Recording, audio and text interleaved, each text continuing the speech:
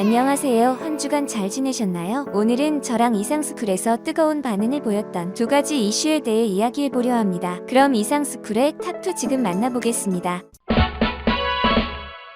현재 애플의 폴더블폰 예상 이미지가 공개돼 눈길을 끌고 있습니다. 아이폰의 모양은 유지하되 삼성전자 갤럭시 Z 플립과 상당히 유사한 디자인이 채택됐습니다. 16일 업계에 따르면 콘셉트 디자이너 안토니아 드로사는 최근 자신이 제작한 폴더블 아이폰 영상을 개인 유튜브 계정을 통해 공개했는데요. 그는 이 제품의 이름을 아이폰 에어라고 명명했습니다. 공개된 영상을 살펴보면 아이폰 에어 디자인은 삼성전자가 지난해 출시한 갤럭시 Z 플립 3와 거의 비슷합니다. 접었을 때 가로로 선을 나눠 하단에 커버 디스플레이를 적용한 전과 디스플레이 오른쪽에 카메라를 위치했다는 점 때문입니다. 커버 디스플레이의 경우 아이폰 에어는 갤럭시 Z 플립 3보다는 위아래 폭이 넓어졌지만 카메라가 차지하는 부분이 커 가로 폭은 크게 줄어들 것으로 보입니다. 이에 따라 갤럭시 Z 플립 3가 1.9인치 직사각형의 길쭉한 화면이었다면 아이폰 에어는 정사각형 화면이 예상됩니다. 또 아이폰 에어 메인 디스플레이는 노치 디자인이 아닌 갤럭시 Z 플립과 같은 펀치 홀 디스플레이가 탑재되는데요. 물론 다른 점도 있습니다. 플래시 위치는 갤럭시 Z 플립 3 정면 카메라 하단에 위치해 있는 반면 아이폰 에어는 후면 최상단 중앙에 위치하며 후면 카메라는 갤럭시 Z 플립 3가 두 개로 일직선으로 배열돼 있지만 아이폰 에어는 3개 카메라가 기관총 모양으로 배치되어 있습니다. 그런데 이 두 가지의 차이점은 차이점이라고 하기에도 민망한 차이점이라는 의견입니다. 또한 애플의 폴더블폰 출시 시기는 아직 불투명합니다. 구독과 좋아요 한 번씩 부탁드립니다. 업계에선 2년 뒤인 2024년 정도로 예상하고 있는데요. 만약 이 예상이 맞다면 애플은 2019년 첫 폴더블폰을 출시한 삼성에 비해 폴더블폰 출시가 5년 뒤처지게 되는 셈이 됩니다. 현재 폴더블폰 시장은 가파른 상승세를 보이고 있는데요. 시장 조사업체 카날리스에 따르면 2년 후에는 전 세계 폴더블폰 시장이 3천만 대 규모에 달할 것이란 전망이 나오고 있습니다. 폴더블 시장이 가파르게 성장하는 만큼 삼성전자의 위상도 더욱 높아질 것으로 보이는데요. 삼성전자가 세계 최초로 폴더블폰을 상용화하고 현재 시장을 주도하고 있는 만큼 타사 제품의 기준이 될 수 있습니다. 그래서 최근 출시된 경쟁사 제품을 살펴보면 노골적일 정도로 삼성을 베꼈다는 흔적이 곳곳에 보입니다. 삼성전자의 폴더블폰을 노골적으로 베끼는 제조사들은 화웨이, 오포, 샤오미, 아너 등 중국 제조사들의 제품입니다. 이들은 지난해 말부터 폴더블폰 신제품을 대거 출시했는데 전체적인 디자인이 삼성 폴더블폰과 상당히 흡사했습니다. 대표적으로 오포가 지난해 말 선보인 파인트 N인데요. 삼성 갤럭시 Z 폴드 시리즈와 같이 안쪽으로 접는 인폴딩 방식이 채택됐고 전체적인 크기와 카메라, 배열 등 대체적인 디자인도 거의 똑같습니다. 샤오미가 작년 4월에 출시한 미믹스 폴드도 마찬가지죠. 삼성 폴더블폰의 디자인을 거의 따라한 중국의 오포는 그동안 못 만든 게 아니라 안 만든 것이다 라는 발언을 했는데요. 2018년 4월에 처음으로 시제품이 탄생했고 4년간 6세대에 걸쳐 제품을 개발했다. 트렌드를 따라가기 위해 서두르기보다는 훌륭한 사용자 경험을 제공할 준비가 되었을 때 제품을 출시하는 게 낫다. 오포의 주장은 자신들이 삼성전자보다 폴더블폰을 먼저 개발했다는 것인데요. 삼성보다 오래전부터 폴더블폰 개발에 착수했으며 내부적으로 훨씬 더 많은 세대 개발을 거쳤다는 주장입니다. 정말 말도 안 되는 주장인 것이죠. 현재 삼성전자가 독주하다시피 하는 폴더블폰 시장에 중국 브랜드들이 잇따라 도전장을 내밀고 있습니다. 오포는 당시 삼성전자의 약점으로 꼽히는 메인 디스플레이의 주름 문제를 해결했다는 점을 강점으로 내세웠습니다. 라우 오포 CPU는 다른 폴더블 기기와 비교해 최대 80%까지 눈에 띄는 주름을 최소화했다며 삼성전자를 직접 겨냥했습니다. 오포가 파인드 N을 출시하는데 이어 화웨이도 폴더블 제품인 P50 포켓을 공개했습니다. 파인드 N이 좌우를 접는 형태로 삼성의 갤럭시 Z 폴드 3와 닮았다면 P50 포켓은 상하를 접는 형태로 갤럭시 Z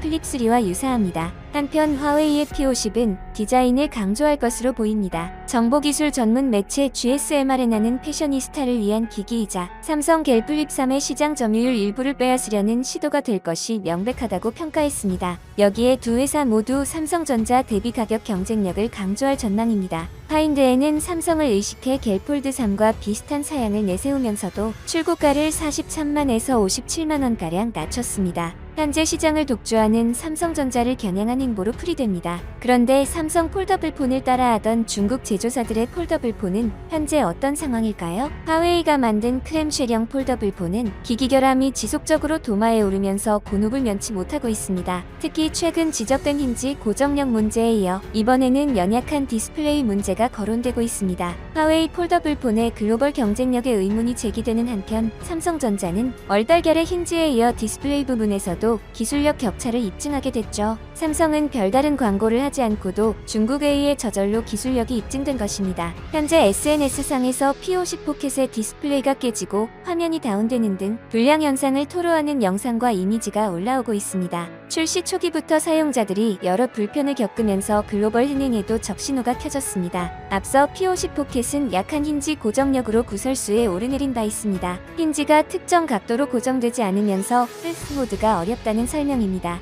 심지어 90°에서도 고정되지 않고 어느 순간 자동으로 눕거나 펴지는 영상 등이 올라왔습니다. 최근에는 국내 유튜버가 이를 리뷰하면서 이가 우연이 아니라는 점을 증명했습니다. 이는 어떤 각도에서도 단단히 고정되는 갤럭시 Z 플립 3와는 다른 모습이죠. 힌지에 이어 이번에는 디스플레이 문제인데요. 해당 영상에는 폴더블 폰을 펼치자 힌지 주변이 검게 물든 것처럼 디스플레이가 깨져 있는 모습이 담겨 있습니다. 중국 SNS 웨이보에 올라온 것으로 보이는 또 다른 사진에도 힌지 하단면 디스플레이가 연두색으로 도배된 P50 포켓이 올라왔습니다. 정상적인 화면을 볼 수 없었죠. 이로써 삼성전자는 얼떨결에 힌지뿐만 아니라 디스플레이 우수성도 증명하게 됐습니다. 삼성은 현재 힌지 기술과 디스플레이 모두 자체 생산에 적용하고 있습니다. 최근 갤럭시 Z 폴드 3보다 주름이 적은 폴더블 폰으로 승부수를 띄운 오포 파인드-N 역시 삼성전자 디스플레이를 사용했습니다. 경쟁사마저 삼성전자의 디스플레이를 사용하는 것이죠. 이렇게 된다면 애플, 구글 등 여러 경쟁 업체들이 모두 삼성의 디스플레이를 사용하게 된다면 삼성은 폴더블 폰에서의 왕좌의 자리에 앉게 되는 것입니다. 애플의 폴더블 폰이 많이 팔려도 삼성의 이익이 돌아온다는 것이죠. 한편 삼성이 이처럼 폴더블 폰에서 각광을 받기까지는 많은 우여곡절이 있었으며 경쟁사들의 비난도 받았습니다. 2019년 삼성전자가 첫 폴더블 폰 갤럭시 폴드를 선보였을 때 월스트리트 저널의 테크 칼럼니스트 조안나 스턴은 차라리 핫도그나 접어라라고 비난했습니다. 심지어 갤럭시 폴드에 소시지를 끼워 넣는 유튜브 동영상을 게재하기도 했죠. 이런 조소를 받던 삼성이 불과 2년여 만에 대중화에 성공하면서 글로벌 폴더블 시장에서 독주를 하고 있습니다. 구글은 폴더블 폰 사업에서 일단 후퇴를 선언하며 출시일을 연기했고 애플은 빨라야 2024년에 폴더블 폰을 선보일 것으로 전망됩니다. 그야말로 최근 폴더블 폰 시장은 삼성의 동무대와 다름없습니다. 업계는 삼성전자가 폴더블 폰 시장을 선점한 만큼 지속해서 새로운 폼팩터 개발에 도전할 것으로 기대하고 있습니다. 네덜란드 IT 전문 매체 네츠고 디지털은 삼성은 폴더블 스마트폰 시장의 선두주자라며 내년에 갤럭시 Z 플립4, 폴드4 출시가 예상되는 가운데 롤러블 스마트폰 등 새로운 폼팩터가 나타날 가능성이 있다고 말했습니다. 이어 삼성전자가 지난 2019년 출원한 폴더블 폰 디자인 특허가 세계 지식재산기구에 의해 최근 승인됐다고 밝혔습니다. 삼성전자는 세계특허청에 이중 슬라이드 스마트폰 관련 특허를 출원했습니다. 이 특허는 화면을 두 방향으로 확장할 수 있는 형태로 듀얼 슬라이드 폰이라고도 불립니다. 특허청에 등록된 도면을 살펴보면 스마트폰 화면은 위아래와 좌우 두 방향으로 밀어 확장할 수 있으며 화면을 한쪽 방향만 늘릴 수도 있고 좌우 두 방향을 동시에 늘릴 수도 있습니다. 또 화면을 확장할 경우 가로 30%, 세로 25%까지 키울 수 있습니다. 뿐만 아니라 삼성은 같은 달 폴더블 폰과 롤러블 폰을 결합한 특허도 세계 특허청에 등록한 것으로 알려졌습니다. 갤럭시 Z 폴드 N 슬라이드로 알려진 이 기기는 기존 갤럭시 Z 폴드 시리즈와 외관은 비슷한데요. 하지만 버튼을 터치하면 추가 화면이 펼쳐져 화면을 25% 확대할 수 있습니다. 경쟁사들의 출시 지연과 기술 고전에도 삼성은 계속해서 초격차를 달리는 모습입니다. 물론 특허를 출원했다고 해서 무조건 상용화로 이어지는 것은 아니지만 업계는 삼성전자가 폴더블 폰 시장을 선점한 만큼 차기 폴더블 폰에선 새로운 폼팩터를 적용할 수 있을 것으로 예상하고 있습니다. 관련 업계 전문가는 삼성전자가 출고가 인하로 소비자의 진입 장벽을 완화한 반면 중국 업체는 수율이 떨어져 팔면 팔수록 손해인 상황이라고 진단했습니다. 천하의 애플도 결국 갤럭시 Z 플립 3와 비슷한 폴더블 폰 출시를 예고하며 삼성의 독주는 계속될 전망입니다. 대만은 한국과 마찬가지로 일본의 식민 지배를 당한 나라입니다. 그런데 대만은 일본을 싫어하지 않고 일본을 좋아하고 일본을 의지하는 나라입니다. 왜 그럴까요? 현재 대만과의 정식 외교 관계를 맺고 있는 국가는 15개국에 불과합니다. 그나마 수교국이 많았던 아프리카 국가들도 대만과 단교하고 중국과 외교 관계를 맺는 현실이죠. 이러한 상황에서 대만은 과거사를 논하며 얼마 안 남은 민주주의 우방 국가를 미워할 여유가 없는 것입니다. 그리고 고립된 외교 지형을 고려하면 일본과의 친밀한 관계를 버릴 수 없는 것입니다. 구독과 좋아요 한 번씩 부탁드립니다. 장진거의 경제 발전 시기 일본으로부터 많은 원조를 받았고 일본을 모델로 고속 성장을 할 수 있었습니다. 그래서 우리와 달리 경제적으로, 외교적으로, 문화적으로 일본을 싫어하지 않는 것이죠. 그런데 요즘 일본과 대만의 사이에 잡음이 들리기 시작했습니다. 먼저 포괄적 점진적 환태평양 경제동반자협정인 CPTPP 가입을 강력히 희망하는 대만이 조만간 일본 후쿠시마산 식품 수입을 허용하는 양보에 나설 것이라는 관측이 나오고 있습니다. 대만이 CPTPP 가입을 위해 후쿠시마 식품 수입을 허용하는 결정을 내린다면 향후 일본이 대만의 전례를 들어 마찬가지로 CPTPP의 가입을 희망하는 한국의 이를 선결 조건으로 강하게 요구할 수 있다는 점에서 관심이 쏠리는데요. 일본과 대만이 대만의 CPTPP 가입 문제를 놓고 다양한 협의를 진행 중인 가운데 일본 언론에서는 대만이 이르면 올해 3월까지 후쿠시마 식품 수입 결정을 내릴 수 있다는 보도가 나와 대만에서도 크게 주목받고 있습니다. 이에 일본 지지통신은 12일 자국 정부 관계자의 발언을 인용해 빠르면 1에서 3월 대만 정부가 후쿠시마를 포함한 일대 5개 현 식품 수입을 허용할 수 있다고 보도했습니다. 일본 정부 관계자는 지지통신의 향후 차이잉원 총통의 결단을 지켜봐야 한다고 말했습니다. 눈여겨볼 만한 것은 이후 대만 정부의 반응인데요. 사실상 후쿠시마 식품 수입 허용 문제와 관련해 긍정도 부정도 하지 않는 NCND 전략을 펴 이미 내부적으로 수입 허용 쪽으로 방향을 잡고 공표 시기만 저울질하고 있는 것이 아니냐는 관측도 나옵니다. 지지통신 보도 이후 대만 무역부문 고위 당국자는 중앙통신사에 구체적 수입 허용 시간표가 있는 것은 아니라고 부인하면서도 대만과 일본이 CPTPP 가입 문제를 놓고 협의하는 과정에서 후쿠시마 식품 수입 의제가 다뤄지고 있음을 확인했습니다. 이 당국자는 작년 9월 정식으로 CPTPP 가입 신청을 하고 나서 회원국인 일본 측의 지지를 확보하기 위해 의견을 교환하고 있다며 관련 의제가 매우 다양한 가운데 여기에는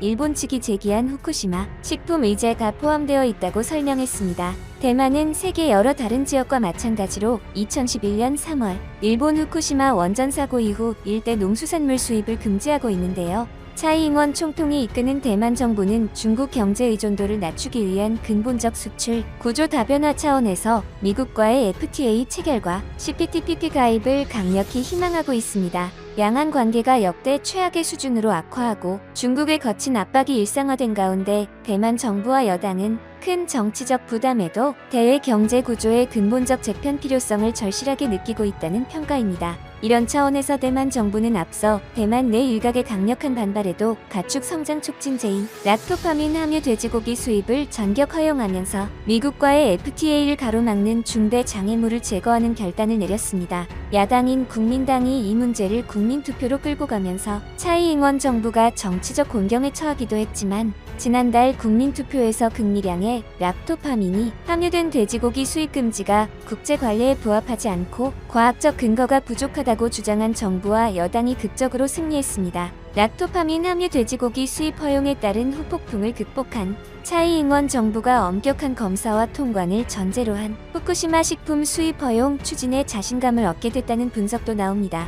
한편 일본은 대만의 후쿠시마산 식품 수입을 주장하면서 한국과 중국에는 아무 조치도 취하지 않고 있습니다. 심지어 최근 일본은 대만에 자신들의 이익이 되는 것만 부탁하고 도움은 거부하면서 양국 관계에 잡음이 들리기 시작했습니다. 한편 양국의 잡음은 반도체 시장에서도 들려왔는데요. 일본 정부가 자국의 반도체 산업 부흥을 위해 대만 TSMC와 협력하는 방안을 적극적으로 추진하는 가운데 협상 과정에서 자국 내 반도체 장기 생산을 보조금 지원 조건으로 내걸었다는 보도가 나왔습니다. 요미우리 신문은 해당 시행령의 최소 10년 이상 장기 생산 보장안과 함께 반도체 수급 부족 시 증산 요청, 반도체 기술의 유출 방지, 공장 소재 지역의 지속적인 고용 확보 등 조건도 포함할 예정이라고 덧붙였습니다. 또한 기업이 이들 조건을 위반했을 때 일본 정부는 지원한 보조금을 반환하도록 요구할 계획입니다. 그런데 일본 정부가 세계 최대 파운드리 업체인 대만 TSMC의 신공장을 국내에 유치하면서 거액의 보조금을 주는 것이 세계무역기구 규칙에 위반으로 제소당할 수 있다는 주장이 제기됐습니다.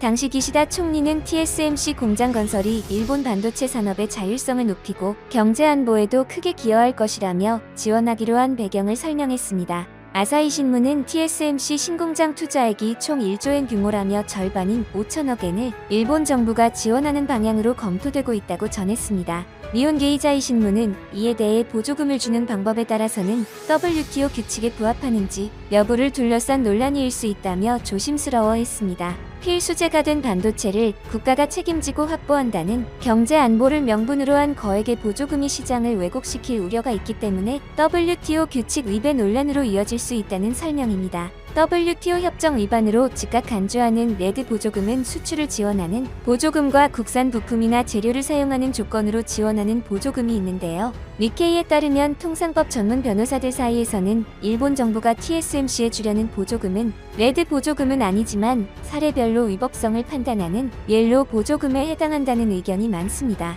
이 때문에 일본 정부 보조금을 받은 공장에서 생산한 반도체를 낮은 가격으로 일본 국내에 공급할 경우 반도체 메이커를 둔 한국 등이 일본 수출이 줄어 피해를 보고 있다고 제소할 가능성이 있고, TSMC가 일본 공장 생산품을 저가로 수출하는 경우에도 피소될 위험이 없다고 볼 수 없다고 니케이는 분석했습니다. 이처럼 일본은 현재 대만을 최고의 우방국보다는 이용하는 모습이 더 많이 보이고 있습니다. 대만으로서는 유일한 우방국인 일본에 상당한 실망감이 들었을 것입니다. 그리고 특히 현재 국제정세를 보면 대만의 유일한 우방국이 일본뿐만이 아닌데요. 왜냐하면 현재 리투아니아를 시작으로 유럽의 여러 나라들이 대만에 손을 들어주고 있기 때문입니다. 한편 동유럽 국가 슬로베니아가 대만과 상호 무역대표처 설립을 추진 중이라고 미 정치 전문 매체 폴리티코 등 외신이 18일 보도했습니다. 보도에 따르면 대만 외교부는 전날 야네스 얀사 슬로베니아 총리의 발표대로 양국 간 무역대표처를 설치하기 위해 협의 중이라고 밝혔습니다.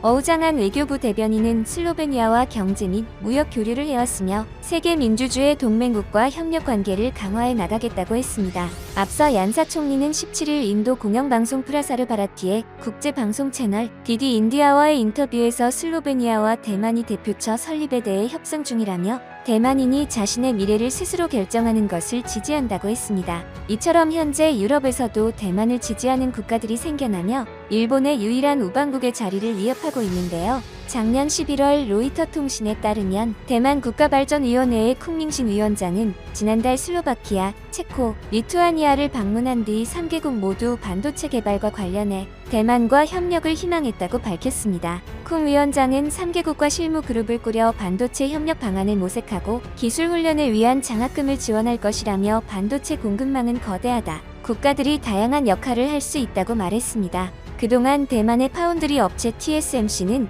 미국 애리조나주에 120억 달러, 약 14조 3,200억 원 규모의 반도체 제조 공장을 지으면서도 유럽 지역의 투자에는 나서지 않았습니다. 로이터는 대만의 이 같은 움직임이 중국의 압력으로 대만과 공식 외교 관계를 맺지 않은 유럽연합과의 관계를 강화하려는 취지로 보인다고 해석했습니다. 앞서 대만은 중국의 정치적 압력에 대한 체코와 리투아니아의 지지에 감사를 표했으며, 앞서 체코와 리투아니아, 슬로바키아 등은 대만에 코로나19 백신을 기부하기도 했습니다. 최근 유럽은 대만의 우호적인 모습을 보이고 있습니다. 지난달 21일 EU에는 대만과의 관계를 강화해야 한다는 내용의 결의안을 압도적 찬성표로 통과시키고 이달 3일에는 EU의 대표단을 대만에 공식 파견했습니다. 이처럼 일본은 지금 대만을 자신들 아래로 보고 있는데 현실은 전혀 다르게 흐르고 있습니다. 얼마 전 일본의 1인당 명목 국내 총생산이 2027년 한국에 추월당할 것이라는 일본 민간경제연구소 전망이 나왔으며 대만에는 이듬해인 2028년에 추월당할 것으로 예측됐습니다. 일본의 2020년 1인당 명목 GDP는 39,890달러로 한국을 25%, 대만을 42% 각각 앞섰습니다. 하지만 니케이 센터의 추산에 따르면 2025년까지 1인당 명목 GDP가 한국은 연 6.0%, 대만은 연 8.4% 증가하는 반면 일본은 연 2.0% 증가율에 머물러 각각 2027년과 2028년에 추월당할 것으로 분석됐습니다. 보고서는 거품 경제가 시작된 1986년 일본의 1인당 GDP가 한국의 6.2배, 대만의 4.4배였던 것을 생각하면 일본의 쇠락이 두드러진다고 평가했습니다. 일본은 현재 다른 나라를 이용할 때가 아니고 자신의 앞날을 걱정할 때입니다.